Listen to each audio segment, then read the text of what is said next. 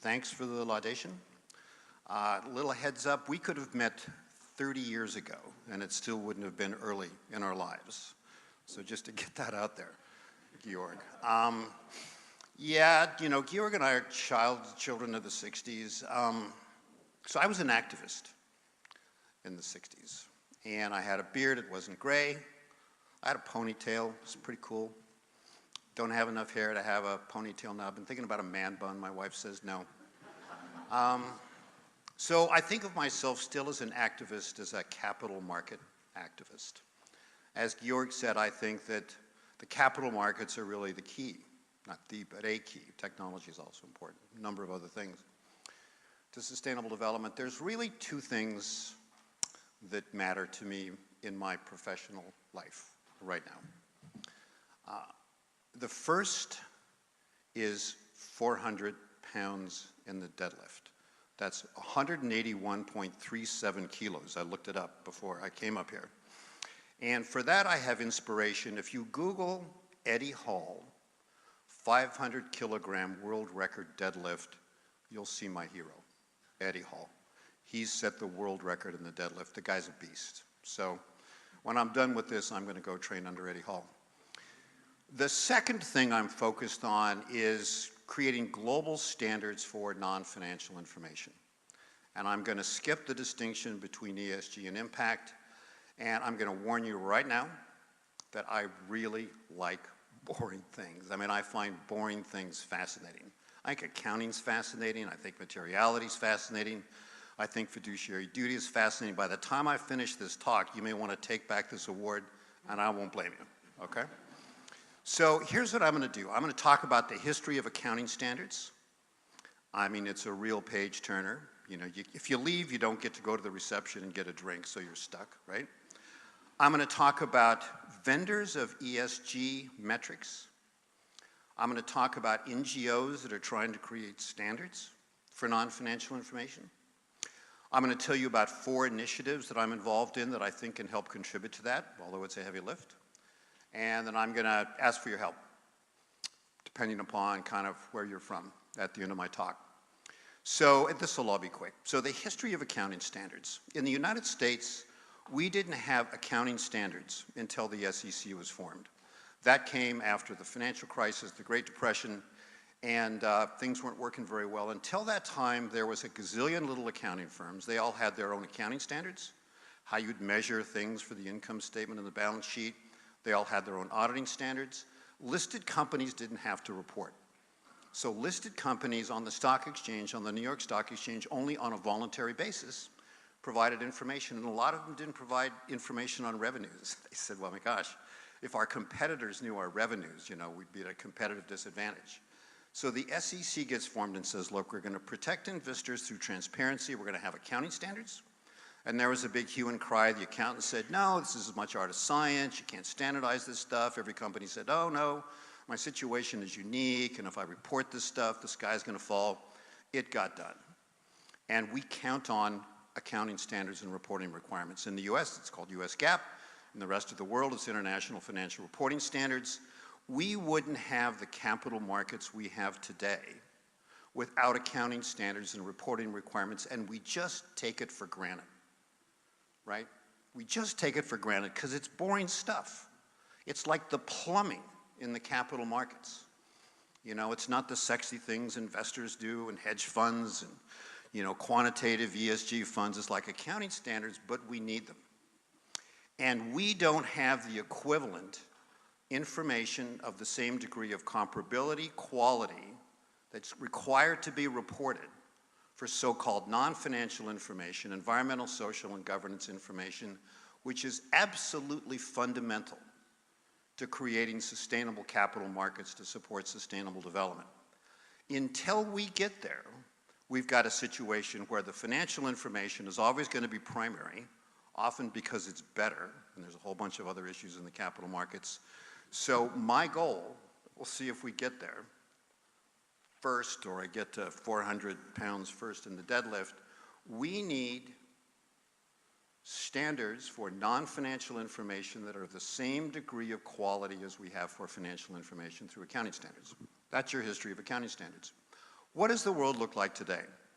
Well, because we really didn't have any standards for non-financial information, and most companies weren't reporting for a long time, that's changing. What you had was the growth of this kind of ESG data vendor industry. There's a bunch of them. You probably know the names. There's MSCI, there's Sustainalytics, there's Oicom, there's Vigeo.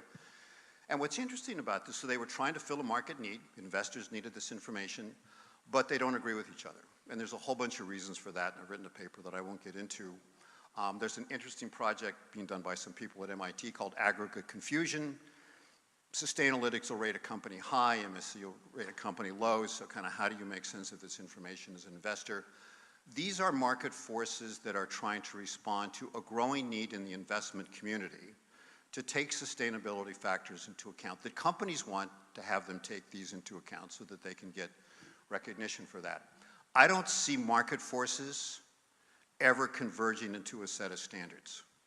Market forces didn't get to a set of standards when we had basically the equivalent before the SEC was formed through requiring that we have the accounting community come together, and in the rest of the world you went from country GAAPs to IFRS. So the next bit is to think about the organizations that are trying to set standards for non-financial information. The granddaddy of all is Global Reporting Initiative. Guys that founded it were friends of mine. Amazing work. 7,000 companies around the world on a voluntary basis are using GRI guidelines to include in sustainability reports. Georg mentioned the Sustainability Accounting Standards Board. Not sure how many people know about it. Started in the US. It's an NGO focused on what are the material issues, industry by industry, 11 sectors, 77 industries, that would matter to investors. I was involved in starting the International Integrated Reporting Council. There's CDP. CDSB, you can kind of go through the list of acronyms. So here's the situation in the NGO space. All well-meaning, doing similar things, not exactly the same thing, but it's getting confusing. It's getting confusing to companies. It's getting confusing to investors. Do I use GRI? Do I use SASB? You know, how does all this kind of come together? I don't know. There aren't market forces to create convergence in the NGO world. I mean, it's an interesting problem. At the very least, and I love all these guys, at the very least, all of these different organizations need to find a way to come together and come up with some way of rationalizing the message and clarifying the message that they're taking to the corporate community and to the investment community. So that's the bit on the NGOs. I mentioned there's 4 initiatives that I'm involved in that I think are going to help me with my goal of getting global standards for non-financial information. None of them are going to help me with my deadlift goal. In fact, they are getting in the way of my deadlift goal because I'm spending time on them and I have to travel. This is where they're happening in sequence, and it's interesting to see all of these things happening in a compressed period of time. So tomorrow, I fly back to DC for a conference of something called the Coalition for Inclusive Capitalism that is involved with this embankment project. Very interesting work. My buddy Lady Linda Rothschild started this. They've brought together members of the corporate community, the investment community, to try and identify what those issues are that investors care about, that companies would care about, that we would care about. And they've done some good work on human capital. So there's a report that will be published either later this week or early next week, and through Monica or people here at CBS, you know, we can arrange to get that to you. So I'm on the advisory board. I've seen the report. I think you'll find this very interesting. Then on November 29th in Argentina, in Buenos Aires, there's something called the G20 Investor Forum. So the short story on this is that Argentina has the presidency of the G20. They have collaborated with the World Bank to bring together people from the public sector, ministers of finance, regulators, people like that, and people from the investment community for the first time. And as part of that, I was helping the World Bank get this together, so we did a study and published a paper, which again will come out right before the conference, called The Investment Landscape of Institutional Investing 2018, something like that. And it was fascinating because we interviewed the CEOs and CIOs of a global set of asset owners and asset managers. And all of the institutions are identified in the appendix, and it's all names that you'd know, and it's $20, $30 trillion of assets under management. They have something like that. And it was interesting because the themes were really common. You know, everybody was on board with sustainable investing. They were saying the right thing. They're early stages in terms of how it's being pushed down to their organization. It's got to get to the portfolio manager level. I wrote an article about that for the Harvard Business Review. People talk about the SDGs. There's more awareness about the SDGs in the investment community, in the corporate community, at least my sense at this point. Everybody's still kind of trying to figure out how it is that the private sector can play, because it has to. Right? There's a funding gap of $2.5 to $3 trillion that's got to come from the private sector, and that's going to mean big asset owners and big asset managers and companies. And so I'm hopeful that this event will lead to a collaboration between the public sector and the private sector to try and improve the capacity of the capital markets to support sustainable development. Then on December 11th, there will be a debate at Oxford Union. So if you like boring things, I'd highly recommend a green paper that I wrote with Professor Richard Barker called "Should FASB and IASB Set Standards for Non-Financial Information?" Because that's really cutting to the chase, right? You've got these existing accounting standard setters. They know how to set standards. They may not know about this. They have the legitimacy of the state. Companies have to use them. They're audited through high-quality audits. And so one option on the table is, should you have FASB and IASB essentially do for non-financial information that we need for sustainable development what they've done for financial information?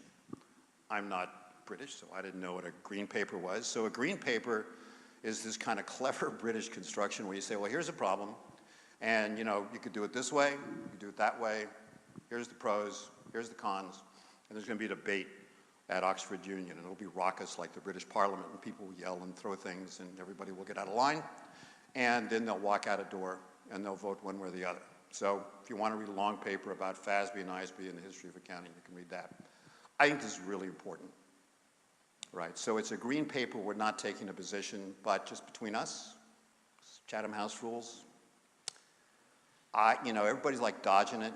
I think until you basically have regulatorily enforced through some mechanism standards for non-financial information like you do with financial information, we're not going to get there. We're not going to get there in terms of the leverage that we need from the capital markets to support sustainable development. Last initiative is something called the Impact Management Project, which I'm an advisor to, that's going to launch at the end of this year. They're going into phase 3. So it's interesting. It started under Bridges Fund Management, which is kind of an impact-focused private equity firm. Sir Ronald Cohen was involved in it a lot, and now they've basically created a structured network to include what I think of as the 3 tribes that I talked about in a plenary session. There's the classic impact investing tribe. You know, additionality, intentionality, relatively small investments, private markets. You've got the development finance institutions, the World Bank, UN, groups like that.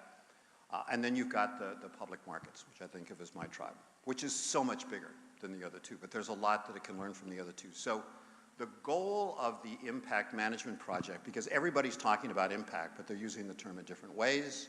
They've got different principles, they've got different frameworks, and so again, it's confusing, like all of these different NGOs trying to set standards for non-financial information. So what the IMP is trying to do is say, look, if we create this big tent and bring people that represent all these 3 tribes around the table, let's see if we can get some common understanding, if we can respect each other, if we can create some common language, if we can clarify language, get principles, frameworks, eventually get to standards. And standards, not just for ESG outcomes, but for impact. As I said, that's a nuance that I won't get to in the speech. So let me close and ask a favor.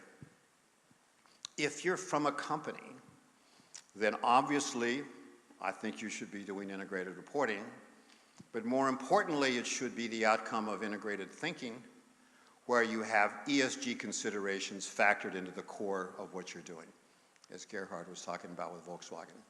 So if you're a company, the onus is on you to make sure that ESG integration is important inside the company as the general corporate strategy that you've set. If you're an investor, it's the flip side. You need to have ESG integration taken down to the portfolio manager level. That's a big deal. Because typically what you've had in companies is you've had the A team, that's the finance department, IT department have all the money. Then you got the poor sustainability, CSR people that kind of struggle around to get a budget and There's like the standoff between them and the CEO, so the CEO doesn't knock sustainability, they don't ask for too much. It's changing, right? It's got to change. Same thing with the investment community. You've got the ESG and proxy voting people. They're like the sustainability people over here, and then the A team are the portfolio managers. They're the ones that make the investment decisions. They're the ones that engage with the CEO and the CFO. So until the portfolio managers are talking to companies through engagement about ESG and about impact, you're not going to have this be real in the investment community, and I'm hopeful that that's happening. We'll see it along. If you're an NGO, you're causing trouble. Keep causing trouble. You guys are like the canaries in the coal mine, right? You see things before they hit my tribe, before they hit the corporate community, before they hit the investment community. You're like the alert to the things that we need to worry about in the future. And the NGO community is becoming increasingly sophisticated, increasingly aggressive. They're learning the language of the capital markets. I think that's important. So if you're an NGO, I'd say, you know, bully for you.